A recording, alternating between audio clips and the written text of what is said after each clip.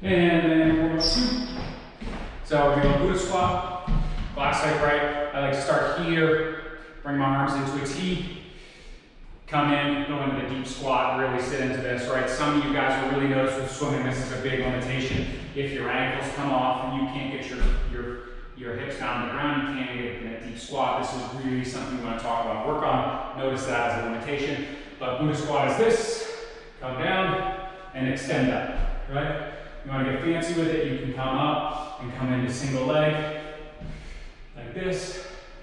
But really just opening the hips down here, sitting out, hanging out. Marcher, love this drill for activation of the glute med, getting your, so when we land, all the forces come into right here, and this is usually where the hip collapses, right? We want to get the glute med to turn on immediately when this comes up. So this is what this drill is. This land, this one comes up, your opposite leg comes up. And so as this presses down, this drives up, and what you should feel is this glute right here turn on, and this glute med. And that's really what you want to cue, so the moment this hits, your glute's turning on, right? So start slow, and it's just a marcher with one. Start slow, and once you start to get comfortable,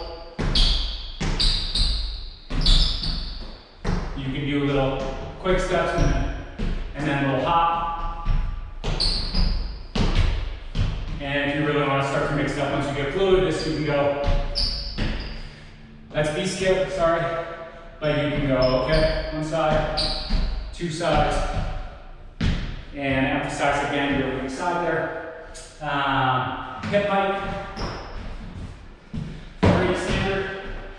Stair, Pilates step, or whatever you have, little bleacher, and just make sure the hip isn't collapsing out to the side. Drive through the glute and hike the hip up. Glute frog bridge.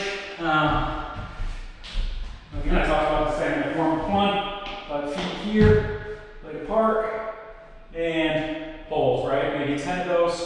Play around with it there. The 90-90. This one's tough for me, but it's right here. You want to get to a place where you can really just start to mobilize the hips and comfortably go from side to side through this fluidly, right? You really might have to use your hands at first, and that's totally fine. Perfect stretch. Perfect stretch.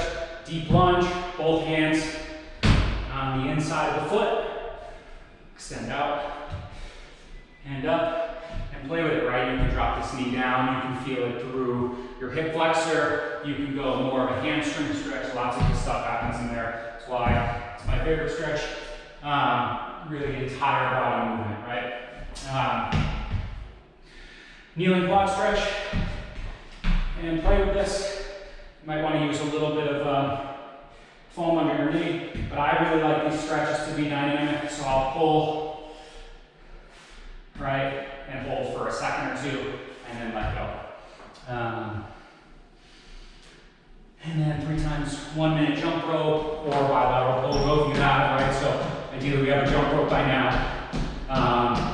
But if you don't, just hopping in place, doing some dynamic work and especially if you're about to go for a run.